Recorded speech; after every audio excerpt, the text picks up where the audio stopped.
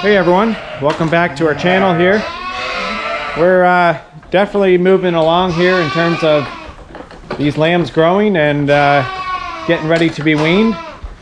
And if you'll take a look at this group right here, these lambs are definitely starting to eat hay.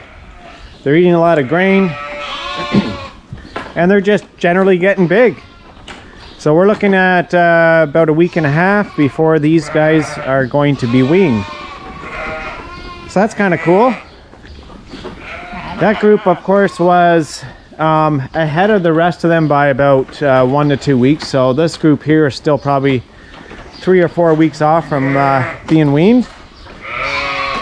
Something you're going to notice as we go through here is we're seeing a few ewes that are losing their wool. We had this problem last year a bit. That one there on the side. And to be honest, I don't know what it is. And I'm sure people are gonna comment and give all kinds of suggestions, and that's okay. Except we have looked at a bunch of things. Here's another one right here. As you can see, the ewes are in really good shape.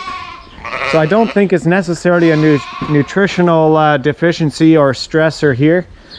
It's also not lice, as far as I could tell. So is it maybe a certain mineral that's lacking? I don't know. It's a good question. Feel free to comment below if you have experienced this and you found an obvious solution to it. But we definitely have it in probably, I don't know, I would say 20 ewes out of 125. And yeah, it looks ugly, but the sheep aren't in any way suffering. Another one right there that's almost lost all her wool. And but yeah, they're still looking good, as you can see. Considering she's nursing, she's in good shape. We've really focused on nutrition on these last two groups. With these Rito sheep, such high productive sheep, you gotta feed them really good, and that's something we've really come to grips with. And we've noticed we've had to do, or else things will go off the rails. Leading up to lambing and then through that lactation, so that they're not completely skin and bones by the time they're weaning their lambs. So we've been really focusing on that, and so far I'm really happy with the body condition of these ewes. And yeah, it's we're looking at a group right here where there are just a lot of lambs. I think it's about 2.5 lambs per ewe in this pen. And this was the last group that finished lambing out of this big group here. And we're looking at a lot of triplets being raised off ewes here. And for the most part, when we're looking at these ewes' body condition, they're still in good shape. And that's our goal. Trying to get these ewes to raise triplets if they have them, so that we're not putting too many on the milk machine. So overall, I'm very pleased. Mortality rate on this group here since they've left the lambing pens has probably been, I think I've only lost 2 lambs. So super happy in that respect. We've been enjoying good health here. Same with the bottle feeds, which I'll show you in a bit, the ones that were on the machine. I had almost 0 problems this year as opposed to last year. Again, not knowing exactly why that always is. So on this side, we're looking at second time ewes. So 2-year-olds, just waiting. They're gestating. Waiting for them to start lambing beginning April 11, I believe is the date. And same with the group after this group. Super thrilled with the way these ewe lambs have grown out. And if you notice, they're almost as big as these 2-year-olds here. So really happy with the way they've grown out. And yeah, this bedding pack here needs to be badly cleaned out, as you can see. But nonetheless, they're doing good in here. We're looking to get these sheared up in the next 2 or 3 weeks in preparation for their lambing. And then we'll really be able to get a good idea on their condition score. But just from what I can see here, I know they're in good shape. So hopefully things are getting set up here for a successful lambing coming up. And we're excited to see how some of these are going to do. So any that have blue tags here, so these 3 here, and anyway, any with blue tags, there's a bunch over here. It's funny how they're all kind of sticking together. They're all the ones that are the offspring of that new ram we bought. I guess it would be almost 2 years ago now. But we're finally seeing his offspring about to lamb. And I'm really curious to know what kind of lambs they're going to throw, how they do in terms of lambing. Are they good mothers? Are they going to have many lambing problems? All that kind of stuff. So when you bring new genetics in, it's nice to know how they're going to perform in your barn and on your farm. And so that's what we're really looking forward to. So that's kind of where we're sitting right now.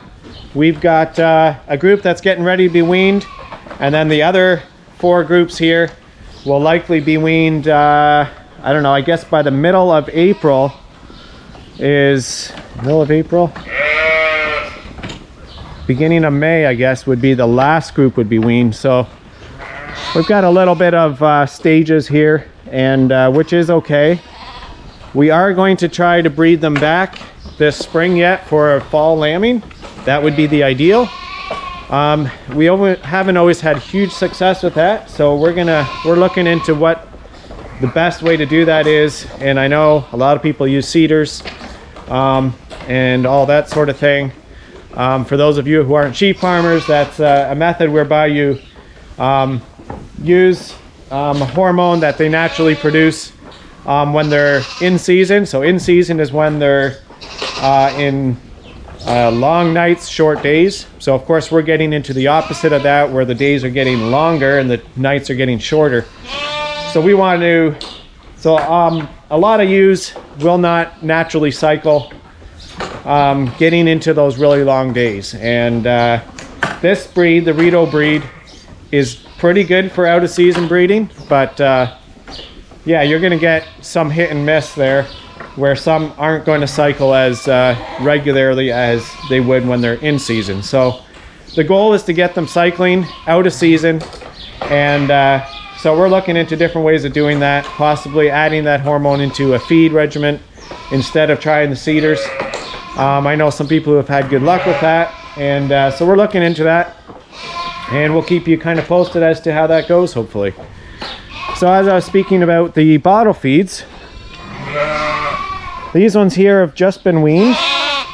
So they've been balling away because, well, their feeding mechanism there has kind of been taken away. There's no nipples there anymore, so they just drink water and feed. So they've been complaining a bit, and they're coming to me saying, "Where's my milk?"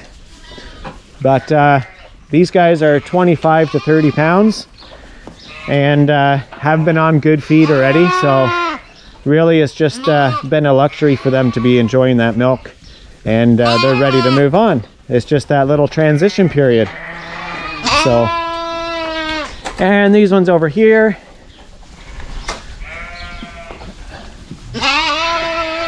nibbling on some feed here. This is just kind of where we introduce them to a bit of feed, and yeah, overall they're doing well. And these ones are just too young yet to wean, so we're just waiting for these to get up to the 25-pound mark-ish, and kind of go from there. We have one in here that is a little bit stiff in the joints, that black one, but apart from that, they've been looking good. So that's just a really brief update of what's going on the farm. Not a lot of action in terms of that I can show you at the moment. But what I'm hoping to do, because I get so many questions about just my barn, my facility here, and in reality this barn is nothing special. It was actually built on a budget, a really tight budget, and it was a really economic build. So what I'm hoping to do is do a video which is dedicated to why we built this barn, the dimensions, just all the different things about this barn and why we ended up going with this one. So stay tuned for that. apart from that, that's all I really have to share with you at the moment.